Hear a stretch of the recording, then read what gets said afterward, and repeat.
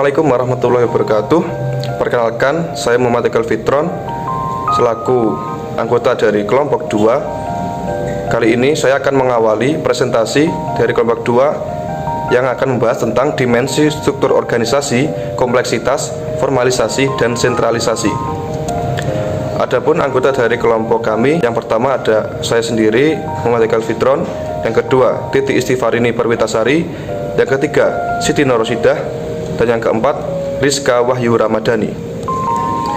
Sebelum memasuki pembahasan, kami akan memberikan sebuah petuah bijak dari Mark Twain yang berbunyi, 20 tahun dari sekarang Anda akan lebih dikecewakan oleh hal-hal yang tidak Anda lakukan dibanding hal-hal yang telah Anda lakukan.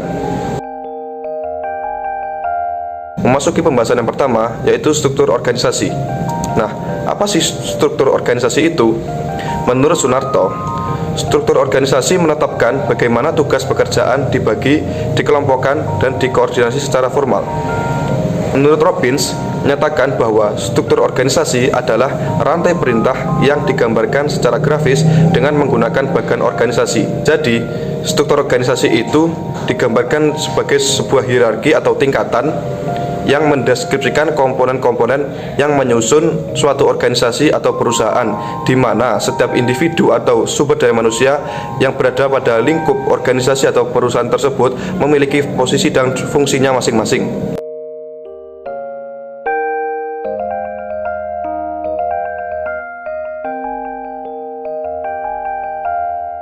Baik, di sini saya akan menjelaskan tentang dimensi struktur organisasi. Dimensi struktur organisasi sendiri terbagi menjadi 3 bagian penting, yaitu yang pertama ada kompleksitas, kedua formalisasi, dan ketiga sentralisasi. Baik, yang pertama kita akan membahas tentang kompleksitas. Kompleksitas sendiri memiliki pengertian tingkat kerumitan atau perbedaan diferensiasi suatu struktur organisasi yang berkaitan dengan banyaknya sebaran unit atau jenjang atau hierarki dalam struktur organisasi. Di dalam kompleksitas atau diferensiasi lagi terbagi menjadi 3 bagian.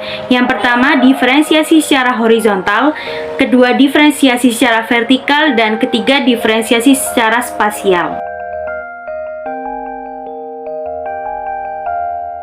Jika perbedaan vertikal meningkat, maka kompleksitas juga akan meningkat, karena jumlah tingkatan hierarki di dalam organisasi juga ikut bertambah.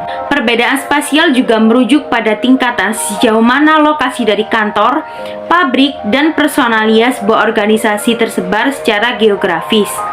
Kompleksitas yang semakin tinggi penting juga karena semakin kompleks sebuah organisasi, makin besar juga alat komunikasi, koordinasi, dan kontrol agar dapat efektif.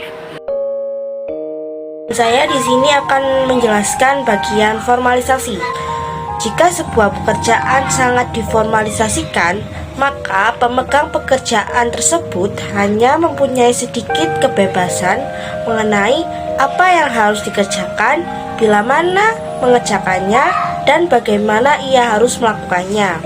Kemudian berikut ada teknik-teknik yang berkaitan dengan formalisasi. Di sini ada 5 teknik. Yang pertama yaitu seleksi. Organisasi tentu memilih pegawainya bukan secara acak, melainkan para pelamar diproses melalui sejumlah rintangan yang dirancang untuk membedakan para individu yang mungkin dapat berprestasi dengan baik dari mereka yang mungkin tidak akan berhasil. Selanjutnya ada persyaratan peran atau kualifikasi kerja. Nah, selanjutnya peraturan, prosedur, dan kebijakan. Peraturan adalah pernyataan eksplisit yang ditunjukkan kepada seorang pegawai tentang apa yang harus dan tidak boleh dilakukan. Lalu prosedur adalah rangkaian langkah yang saling berhubungan satu sama lain secara sekuensial yang diikuti pegawai dalam melaksanakan tugasnya.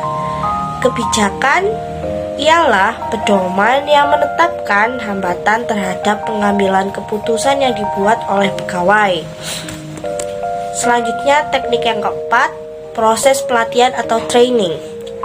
Pelatihan ada yang bersifat on the job training, misalnya pemagangan, pendampingan, atau coaching, atau penugasan-penugasan yang bersifat study. Ada pula yang bersifat off the job training, yaitu ceramah, demonstrasi, simulasi, atau instruksi pemrograman. Yang terakhir adalah teknik ritual. Ritual atau ucapan adalah semacam pengesahan bahwa seseorang telah menyandang status tertentu. Formalisasi melalui teknik ini biasanya dilakukan untuk jabatan-jabatan strategis dan memiliki dampak panjang pada perusahaan. Baik, untuk yang selanjutnya adalah sentralisasi. Perlukah dalam organisasi menggunakan asas sentralisasi? Mengapa? Jadi, sentralisasi adalah pemusatan perkonsentrasian kewenangan pengambilan keputusan pada seseorang atau bagian tertentu di dalam organisasi. Nah, dalam struktur organisasi yang menerapkan sistem ini, kewenangan sepenuhnya dipegang oleh manajer atau seorang yang berada dalam posisi yang paling tinggi dan penting. Keuntungan dari sentralisasi ini pula diantaranya, keputusan yang diambil secara terpusat akan bersifat komprehensif, lebih efisien, dan juga lebih efektif.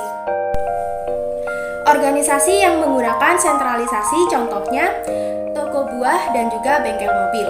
Pada perusahaan kecil biasanya organisasi menggunakan sentralisasi, yaitu wewenang diambil oleh posisi puncak organisasi, yaitu pemilik toko buah atau pemilik bengkel. Jenis organisasi ini biasanya dilakukan oleh perusahaan kecil sehingga bentuk organisasinya lebih ramping dan lebih mudah dipahami. Oke, mungkin itu yang dapat kelompok kami sampaikan untuk materi dimensi struktur organisasi yang meliputi kompleksitas, formalisasi, dan sentralisasi dalam mata kuliah teori perilaku organisasi. Semoga teman-teman semua dapat memahami dengan baik. Terima kasih. Wassalamualaikum warahmatullahi wabarakatuh.